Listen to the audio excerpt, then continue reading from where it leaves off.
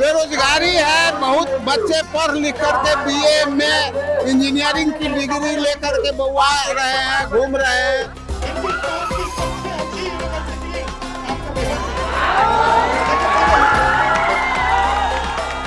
आप चुनाव के टाइम में 10,000 रुपया दे रहे हैं वोट के लिए, वोट ठग रहे हैं, वोट को खरीद रहे हैं। 20 साल से याद नहीं है जो 10,000 रुपया जो दिए हैं नीतीश कुमार चाहे मोदी जी, वो 10,000 का वो जोड़ के लेंगे पैसा। अगर चुनाव जीत जाते तो ब्याज सूद जोड़ के लेंगे।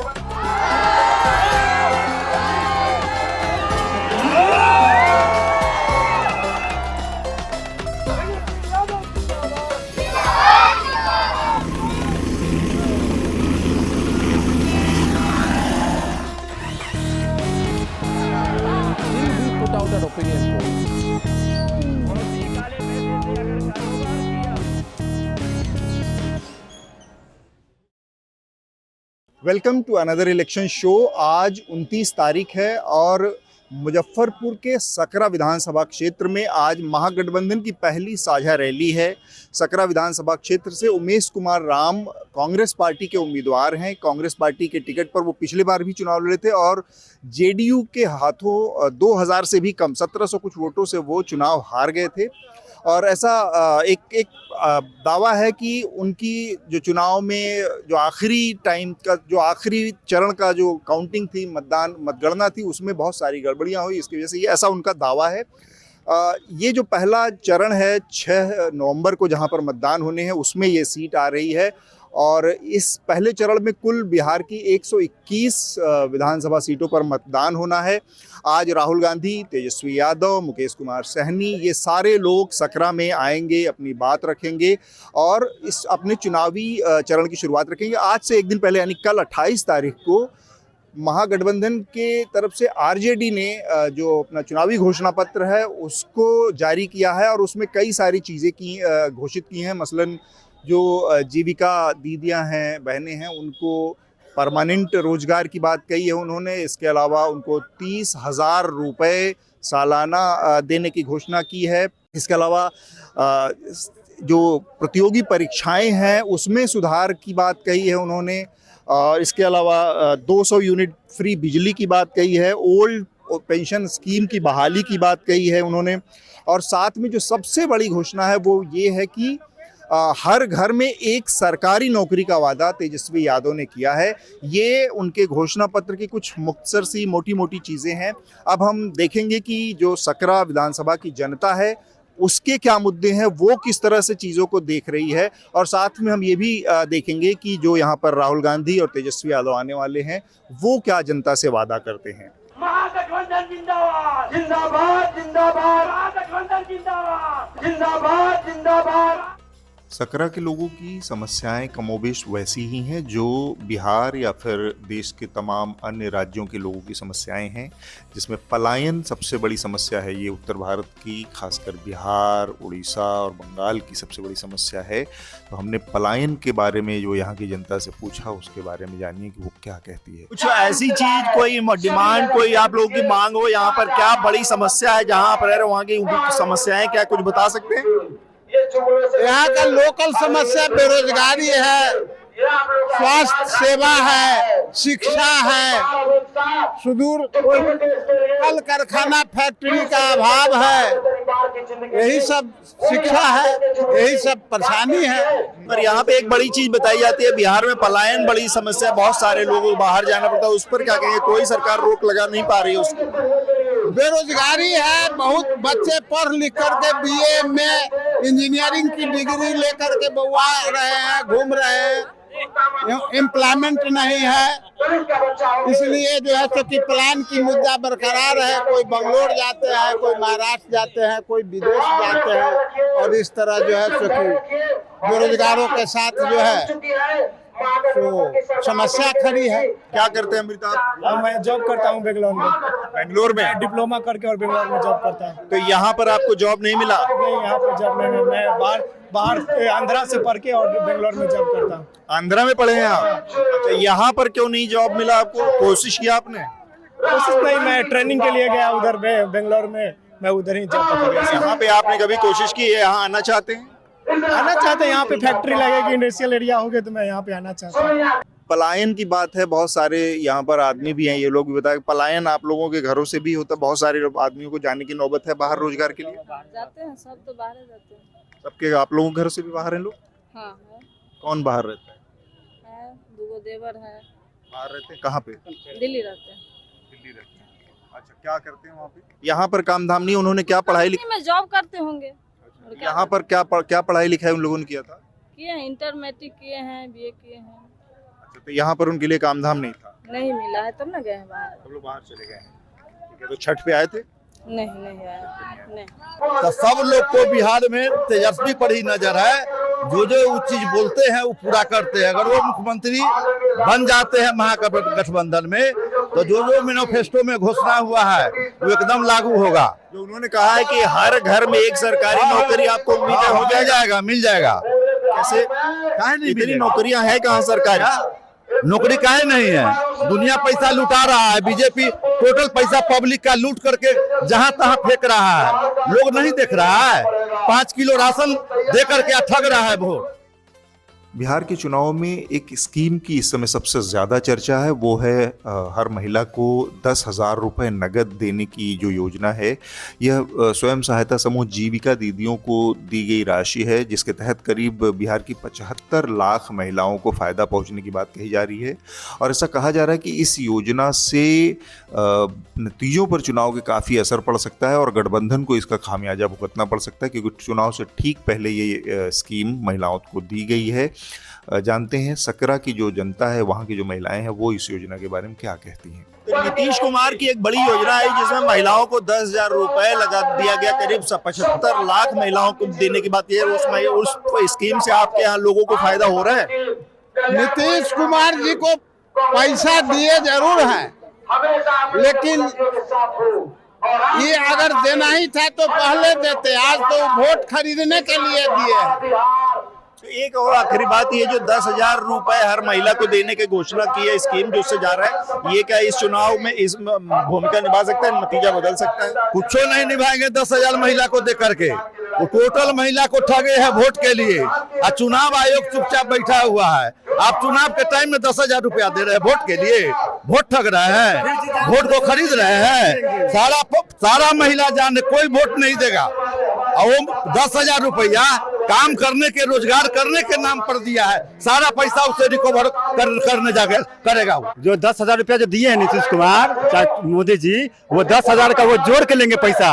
अगर चुनाव जीत जाते तो ब्याज सूद जोड़ के लेंगे। कैसे अभी कुछ समाचार में देखे हैं कि नोटिस उसको घर आया है, समझे, कि आपको पैसा वापस करना है। कुछ आप ही के तरह गए जाके वहाँ कहाँ पे नोटिस? कहीं आएगा, आप देखिएगा। अगर उसका सरकार बनने जाएगा। तो किसने बताया? हम खुद देखे हैं टीवी पे, हर जगह सुन रहे हैं। उसका पैसा वापस जाएगा। 10,000 रुपया पर भी नहीं बिकने वाली है। महिला सब तेज हो गई है। क्या 10,000 रुपए जो नीतीश कुमार ने घोषणा की वो आप लोगों को मिला है? जी नहीं, हमको तो नहीं मिला है। नहीं। क्यों? आपने कोशिश किया था? हाँ, सब फॉर्म अप्लाई कर दिए थे, नहीं मिला है। नहीं मिला। तो दोनों में आपको कौन सा अच्छा लग रहा है? किस पर आपको ज्यादा भरोसा है? तेजस्वी यादव पर ज्यादा भरोसा है, यानी कि मंथली जीतेंगे, मंथली करेंगे। 10,000 से नहीं होगा, मंथली चाहिए हम लोगों को। सीएम दीदी को मंथली चाहिए। चूंकि महागठबंधन की यह पहली साझा रैली थी जिसमें राहुल गांधी, तेजस्वी यादव और मुकेश सहनी एक साथ मंच पर दिखे, तो जनता के बीच में भी काफ़ी उम्मीदें और जोश था। और राहुल गांधी ने अपने चिरपरिचित अंदाज में भारतीय जनता पार्टी पर निशाना साधा, साथ में आरोप लगाया कि नीतीश कुमार एक तरह से पपेट चीफ मिनिस्टर हो गए हैं और रिमोट कंट्रोल से भारतीय जनता पार्टी उनको कंट्रोल कर रही है। अपने भाषण में तेजस्वी यादव ने भी नीतीश कुमार पर निशाना साधा और साथ में बिहारी अस्मिता और बिहार के प्राइड को और पलायन की समस्या के ऊपर काम करने और हर घर में एक सरकारी नौकरी देने के अपने वादे को दोहराया। नीतीश जी, तेजस्वी जी ने कहा, नीतीश जी का चेहरा का प्रयोग हो रहा है। रिमोट कंट्रोल बीजेपी के हाथ में है। आप ये मत सोचिए कि अति पिछड़ों की आवाज उधर सुनाई देती है। 3-4 लोग कंट्रोल करते हैं, बीजेपी कंट्रोल करती है, उनके हाथ में रिमोट कंट्रोलर है और उनको सामाजिक न्याय से कोई लेना देना नहीं है। और हमारी गारंटी है, महागठबंधन की गारंटी है। और मैं आपसे कह रहा हूं, मैं झूठ नहीं बोलता हूं, मैं आपसे कह रहा हूं कि हर वर्ग की, हर जात की, हर धर्म की सरकार बिहार में हम बनाएंगे। क्या मिला आप लोगों को बताओ, सकरा की जनता कुछ मिला तो बताओ। जो 20 साल में नहीं दिए, अब अगला 5 साल में कहां से देंगे? तेजस्वी के मन में एक दर्द है, एक पीड़ा है। तेजस्वी बेरोजगारी को हटाना चाहता है, गरीबी को हटाना चाहता है, महंगाई को खत्म करना चाहता है, बिहार से पलायन को खत्म करना चाहता है और अपराध मुक्त, भ्रष्टाचार मुक्त बिहार बनाना चाहता है, बिहार को नंबर 1 बनाना चाहता है। लेकिन 20 साल नीतीश जी के राज करने के बाद भी, 11 साल नरेंद्र मोदी जी के राज करने के बाद भी बिहार देश का सबसे गरीब राज्य है। तो हमारे साथ इस समय सकरा विधानसभा में जो महागठबंधन के प्रत्याशी हैं उमेश कुमार राम जी हैं। पिछली बार सर आप चूक गए थोड़ा सा, 2000 से भी कम वोटों से। इस बार किस तरह की उम्मीद है आपको? सर हम पिछले बार चुके नहीं थे। 2020 के विधानसभा के हुए चुनाव में सकरा की जनता ने मुझे चुनाव जिता दिया था, लेकिन चुनाव परिणाम घोषणा होने के बाद प्रशासन ने मुझे जबरन हरा दिया, जिसके उपरांत हमने हाई कोर्ट में केस किया और लेकिन चुनाव आ गया है, अभी तक परिणाम नहीं मिला। लेकिन कोर्ट से न्याय तो हमें नहीं मिला है। इस बार पूरी उम्मीद और आशा विश्वास है कि सकरा विधानसभा की सम्मानित जनता हमारे साथ न्याय करेगी और मुझे भारी मतों से विजयी बनाकर पटना बिहार विधानसभा में पहुंचाएगी। एक चीज़ मुझे बताएं, अगर आप आते हैं विधानसभा में जीतकर और सरकार बनती है, आपकी सरकार बनती है या ना बनती है, आप अगर यहाँ से जीत जाते हैं तो वो प्राथमिकता वाली क्या चीज़ होंगे, वो क्या काम है जिसको पूरा करना आपको लगता है कि सकरा के लिए बहुत ज़रूरी है? सबसे पहले आप वो काम करना चाहिए। पहले मेरा है कि इस सकरा को अनुमंडल बनाने जाने की मांग मैं विगत कई वर्षों से कर रहा हूँ और प्रखंड से जिला स्तर से लेके राज्य स्तर तक हमने आंदोलन किया है, जिसके लिए राबड़ी देवी जी की सरकार में 2004 में कार्मिक विभाग के द्वारा प्रक्रिया पूरा करने के लिए मांगा गया था, लेकिन सुशासन बाबू की सरकार में उसे लंबित बस्ता में रखा कर दिया है। तो हम सब प्रथम जो है सो सकरा को अनुमंडल बनवाने का एक तो है अनुमंडल बनाने के बाद, इसके अलावा क्या यहाँ पर शिक्षा की, स्वास्थ्य की, ये और सड़क की, नाली, बाकी चीज़ों की समस्याएं यहाँ पर दूर हो चुकी हैं? जी नहीं, यहाँ जो है सो सड़क, शिक्षा, स्वास्थ्य सब जो का इस स्तर जो है सो हर स्तर पर गिरा हुआ है और इसके लिए हम शिक्षा के लिए, स्वास्थ्य के लिए और सड़क के लिए हमारे सकरा विधानसभा क्षेत्र में सभी सड़कें क्षतिग्रस्त स्थिति में है।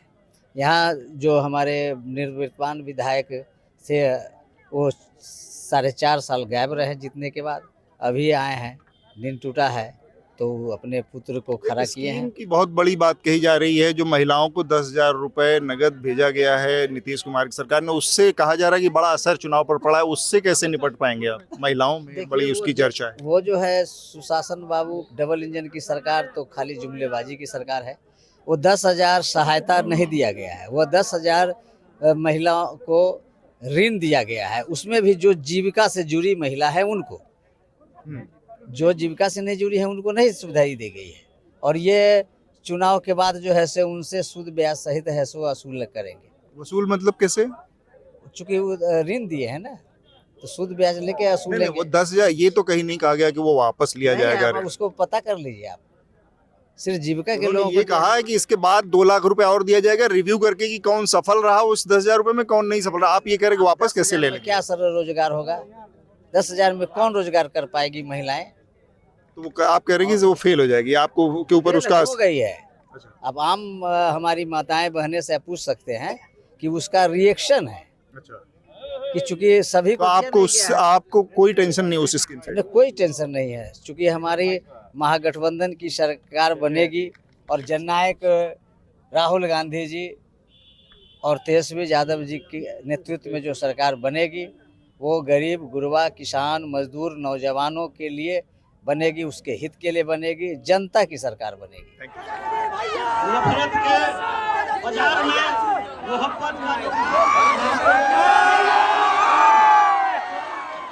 तो अनदर इलेक्शन शो का ये हमारा पहला रिपोर्ट था जिसमें हमने सकरा विधानसभा क्षेत्र से आप तक ये जानकारी पहुंचाई है, जहां पर महागठबंधन ने पहली अपनी रैली साझा रैली की है जिसमें राहुल गांधी, तेजस्वी यादव और मुकेश सहनी ने हिस्सा लिया। यहां पर जनता से जो हमने बातचीत की उसमें एक चीज़ बहुत महत्वपूर्ण तरीके से उभर कर सामने आई। लोगों के बीच में ये धारणा है कि जो 10,000 रुपये की योजना शुरू की है महिलाओं को देने की नीतीश कुमार ने, वो एक किस्म का लोन है और उसको बाद में वापस ले लिया जाएगा। ये बात कमोबेश सब ने कही है और यहाँ के जो उम्मीदवार हैं महागठबंधन के उमेश कुमार राम जी, वो खुद भी ये बात कहते हैं कि ये लोन के रूप में दिया गया है इस वापस। तो ये इस धारणा से निपटना मुझे लगता है कि जो एनडीए का गठबंधन उसके लिए एक चुनौती होगी, क्योंकि ये चीज़ कमोबेश हर महिला ने हमसे कही। और ये हमारी जो कवरेज है एनएल सेना प्रोजेक्ट के तहत हम ये चुनाव कवर कर रहे हैं, जिसमें हमारे सहयोगी श्रीनिवासन जैन, इसके अलावा मेरे साथी रिपोर्टर बसंत कुमार बिहार के अलग अलग हिस्सों से आप तक रिपोर्ट पहुंचा रहे हैं। हमारे इस एनएल सेना प्रोजेक्ट को आप अपनी मदद ज़रूर कीजिए, क्योंकि हम किसी तरह का विज्ञापन नहीं लेते। पत्रकारिता हमारी बिना किसी विज्ञापन के है, सिर्फ और सिर्फ हमारे सब्सक्राइबर यानी आप जैसे तमाम जो सब्सक्राइबर हैं या हमारे एनएल सेना के सपोर्टर हैं उनसे हम ये कवरेज पहुँचा रहे हैं। तो इसको पूरा कराने में हमारी मदद करें। धन्यवाद।